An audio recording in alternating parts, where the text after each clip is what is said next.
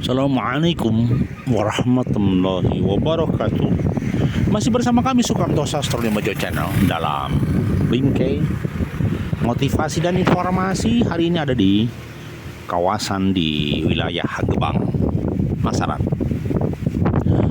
Bolo-bolo, hari ini kita mencoba melihat lahan boloku.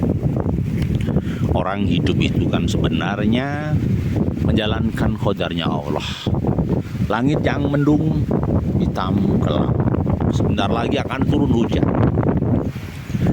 Tetapi kita bahagia karena tanaman hijau ranau di kawasan pinggir desa. Hawanya dingin, udaranya sejuk, langit berornamen mendung putih, pohon-pohon besar hadir di sekitar kita, bergoyang-goyang, sangat indah dan begitu nikmatnya.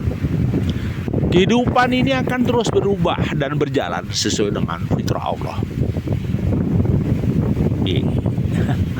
Semoga bolo-bolo mulya dunia lan mulya akhirat, posisinya berada dalam kebaikan dan kedamaian. Hidup itu sederhana, Kang. Bagaimana mensikapi hidup agar hidup itu tidak kemerungsung, tidak pusing, tidak pening. Kadang kan orang itu kan begini, segala sesuatu dipikir begitu, segala sesuatu dibikin masalah, segala sesuatu dibikin ruwet gitu. Akibatnya apa? Orang tersebut menjadi masalah, sumber masalah, tidak tenang, pusing, kebingungan gitu loh. Tapi kalau kita ini hidup tidak terlalu menghiraukan hal-hal yang sifatnya ruwet, ya sudah, enak aja, enjoy bro. Sebenarnya gini loh, apa sih yang bikin kita masalah?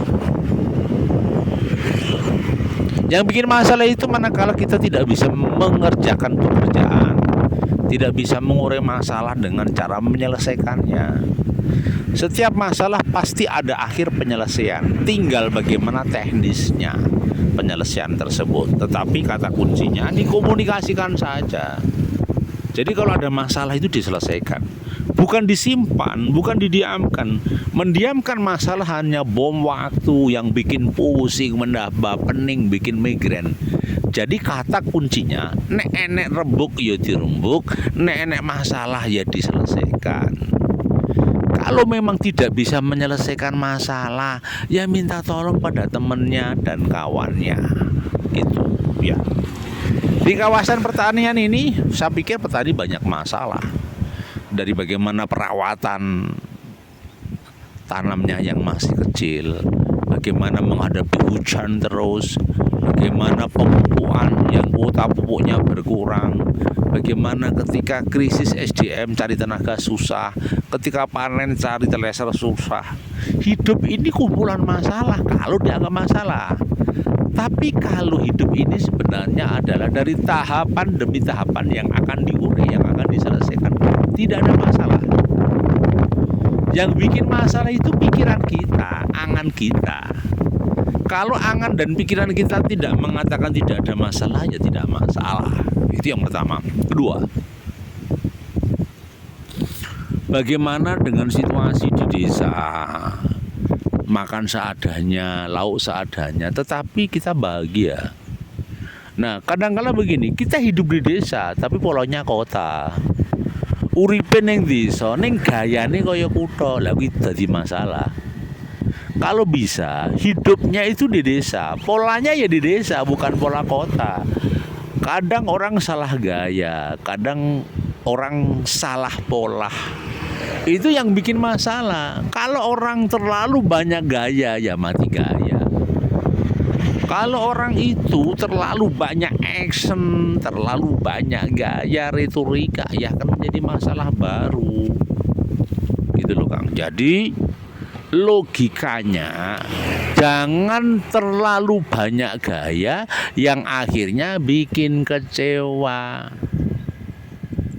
Lah terus gimana? Sewajarnya wae, Kang. Sewajarnya saja. Apa yang bisa kita lakukan, kita lakukan. Apa yang bisa kita kerjakan, kita kerjakan. Kalau terpaksa nggak bisa melakukan, minta bantuan orang lain, nggak apa-apa, libatkan orang lain. Tetapi diselesaikan, tapi diure, jangan dibiarkan gitu loh. Oke, itu yang kedua. Jadi jangan mati gaya, atau jangan banyak gaya yang akhirnya celaka gitu. Kemudian yang ketiga, untuk sebuah mengurai masalah, kita harus menjadi makhluk sosial. Maksudnya begini, kadang semua persoalan itu tidak bisa diselesaikan sendiri.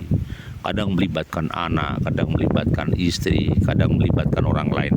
Disitulah peran makhluk sosial. Maka manusia butuh manusia lain. Maka kerjakan sesuai kapasitas kamu. Kalau ada hal-hal yang sulit, konsultasikan dengan jalan. Misalnya ada persoalan hukum, bisa konsultasi dengan pengacara. Oh, ada masalah yang berkaitan dengan sertifikat, konsultasi dengan notaris atau BPN. Jadi serahkan pada ahlinya. Maka kita harus menjadi makhluk sosial yang komunikasi dengan berbagai pihak terkait, termasuk kepada profesi lainnya gitu. Yang terakhir, setelah makhluk sosial, kita juga makhluk ekonomis. Maksudnya apa? Jadi semuanya dihitung, dikalkulasi. Oh, kalau begini efeknya begini. Kalau itu pakai perhitungan yang matang, nggak salah langkah, nggak boros, nggak bermasalah. Intinya apa? Ya kita harus lakukan itu. Ya, aplikasikan sebaik-baik mungkin bahwa semuanya bisa diurai. Terima kasih masih bersama kami Sukamto Sastro Limejo Channel. Jangan lupa subscribe, like dan komen ya. Biar saya bisa membalas dan memberikan motivasi dengan video yang baru. Terima kasih. Assalamualaikum.